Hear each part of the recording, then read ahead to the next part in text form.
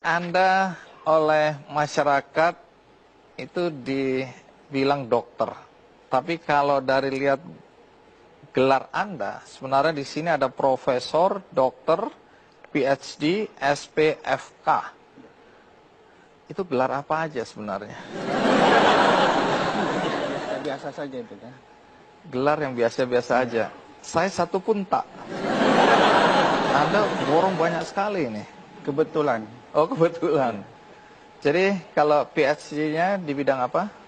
PhD-nya bidang farmakologi klinik, itu diperoleh di Flinders Medical Center Australia.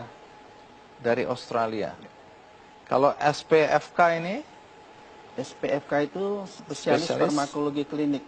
Itu dikeluarkan oleh PBID, Pengurus Besar ID. Baik. Lumayan banyak ini ya gelarnya ya. Alhamdulillah. Anak berapa? Saya ini anak pertama dari 6 bersaudara. 6 bersaudara. Orang tua Anda pekerjaannya apa? Dulu tukang jahit.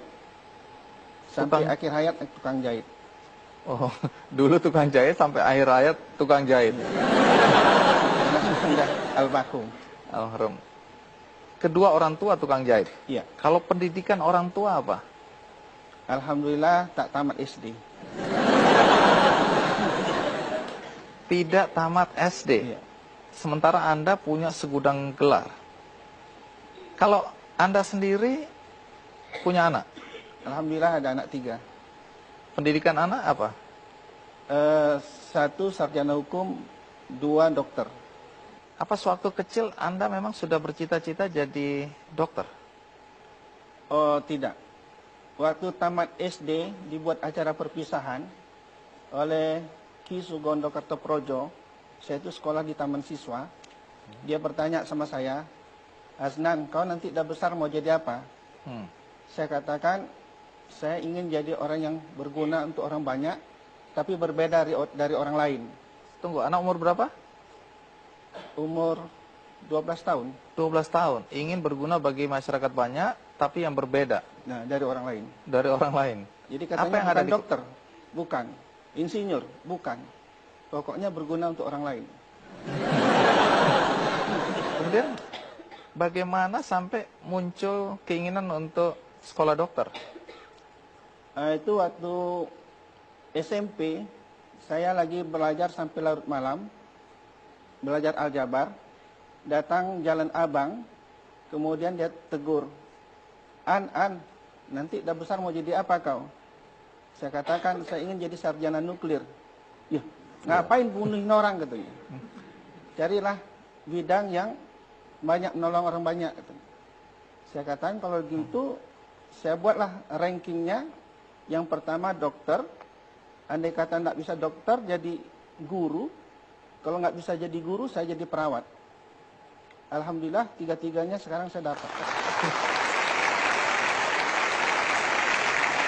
Tunggu, masih banyak pertanyaan. Bagaimana sampai anak tukang jahit bisa kuliah kedokteran? Dari mana uangnya? Saya masuk kuliah kedokteran itu berbohong dengan orang tua. Karena orang tua dari awal, dia tahu kita mau kedokteran, tapi dia tidak mengizinkan. Maka waktu itu karena saya SMA-nya bagian PAL, bisa masuk kemana-mana, saya cuma minta uang Rp500 mendaftar ke satu fakultas.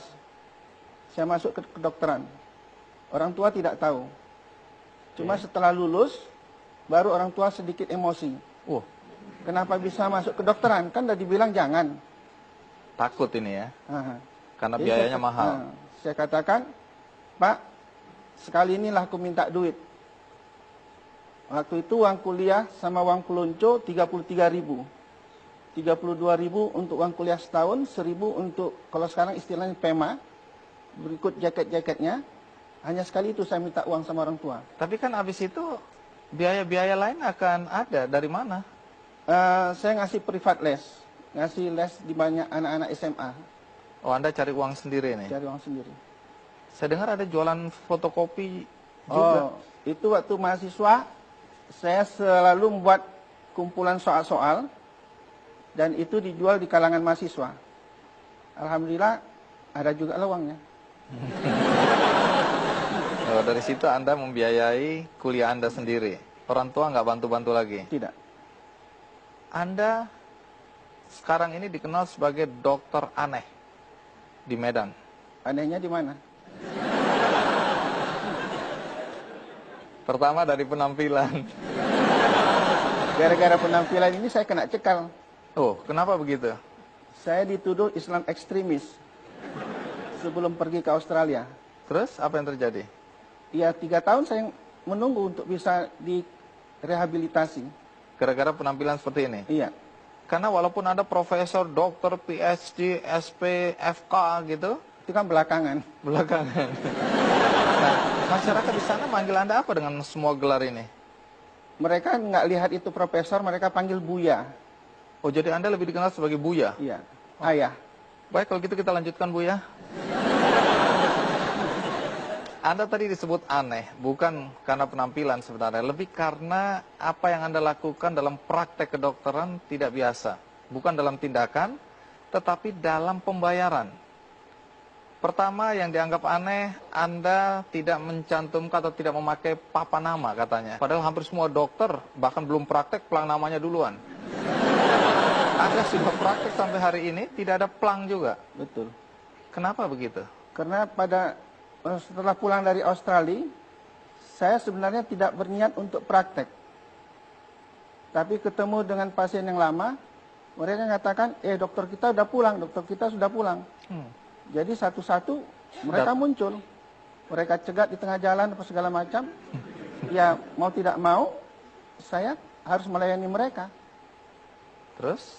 Ya sampai sekarang demikian. Tapi kalau sekarang pasien Anda per hari berapa orang?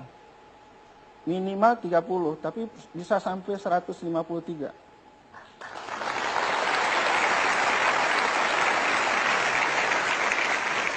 Ini nggak ada papan nama bukan berarti ini praktek liar ini ya?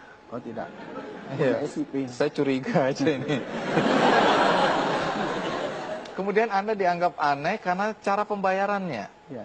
Pertama Anda nggak menentukan tarif ya? Tidak boleh. Tidak boleh. Iya. Yang tidak membolehkan siapa?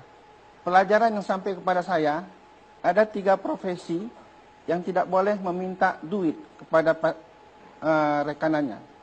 Pertama adalah apabila seorang murid ingin berguru sama kita. Jadi profesi dosen, guru itu sebenarnya tidak boleh membuat tarif. Kedua adalah apabila datang orang ingin minta nasihat. Kami ada masalah begini-begini sebagai pengacara, tidak boleh membuat tarif. Dan yang ketiga adalah apabila datang seseorang ingin berobat kepada kita. Tak boleh bikin tarif. Tapi kalau dia kasih, kita terima. Ini pengetahuan baru bagi saya. Udah lama itu, Pak.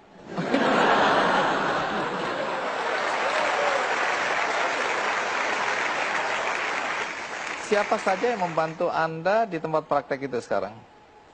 Yang membantu istri saya.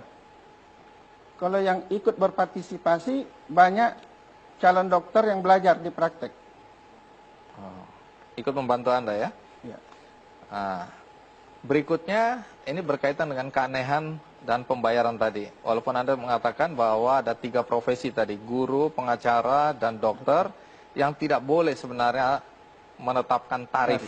Ya. Menarik karena hampir semua profesi itu yang kita kenal menetapkan tarif. Ya. Kemudian yang membuat Anda aneh tadi sistem pembayaran dengan amplop. Saya dengar bahkan ada yang ngasih amplop dan kosong. Betul. Ini gara-gara Anda sendiri nih ya. Anda cari-cari perkara sih. Bagaimana ceritanya? Kita rehat sejenak. Ikuti terus Ki Candy. Gini loh, orang udah punya rumah 1, pengen punya 2, punya 3, punya 4, karena itu dia kerja dan menetapkan tarif. Anda belum punya rumah, tapi Anda tidak mau menetapkan tarif. Kebahagiaannya di mana ya?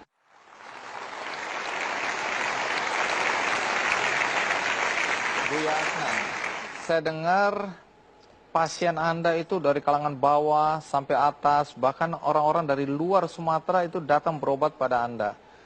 Yang saya sebut aneh tadi berkaitan dengan pembayaran ya. Anda mengatakan tidak menentukan tarif. Pasien boleh membayar suka-suka. Soal bayar suka-suka itu pengertiannya apa ya? Ya seikhlas hati dia. Jadi kalau saya datang berobat, kemudian hanya punya 5.000 saya kasih, Anda terima? Dengan senang hati. Karena saya tak tahu Bapak bayar 5.000 kah, bayar 1 juta, saya tidak tahu. Kenapa Anda nggak tahu? Saya tidak pernah buka amplopnya. Oh, jadi semua pembayaran seperti digambar itu diberikan melalui amplop. Iya. Terus kemudian dengan cara seperti itu apakah Anda nggak merasa dirugikan? Di mana ruginya? Nyatanya kan tetap kaya kan?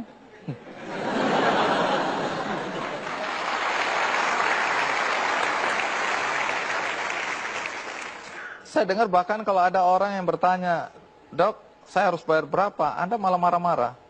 Anda semprot. Ya, Apa yang karena dia menghina saya. Loh kan jasa Anda sudah Anda berikan dan saya menanyakan berapa saya harus membayar jasa itu. Kalau saya sudah bisa menghargai berapa rupiah saya, orang lain akan bisa beli saya. Saya tidak ingin beli.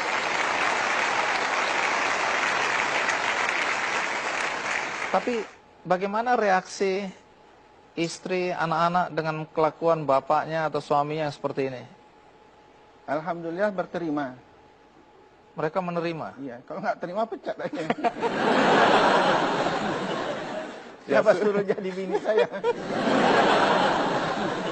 Saya dengar ada juga orang yang ngasih amplop dan amplopnya ternyata kosong.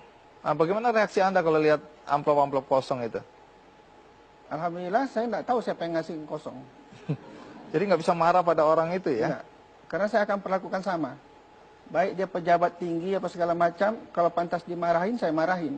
Padahal Anda kan harus membiayai keluarga. Dari mana uang? Lebih dari cukup. Karena uang itu begitu dapat langsung dibagi. Ada pos-posnya.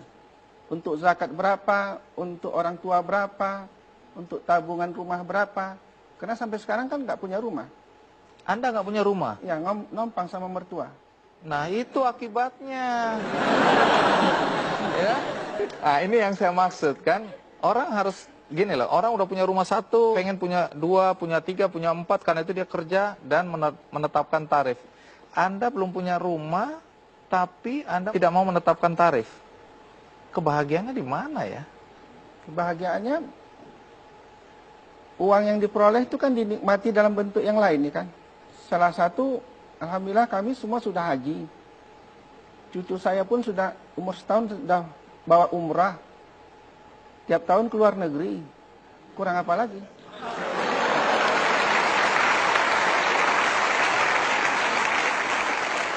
Buya, mungkin falsafah hidup Anda ini asing bagi anak-anak muda sekarang yang merasa bahwa materi adalah ukuran sukses.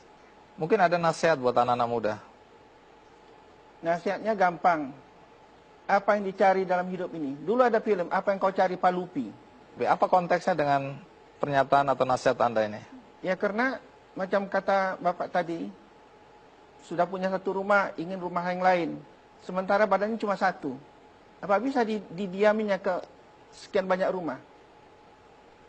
Berapa banyak orang yang kaya, ternyata dia tidak berjalan sama istrinya. Istrinya jalan sama supirnya. Ya kan? Dia kaya, tak pernah tinggal tidur di tempat tidur matras yang dia milikin. Dia teler di ruang tamu.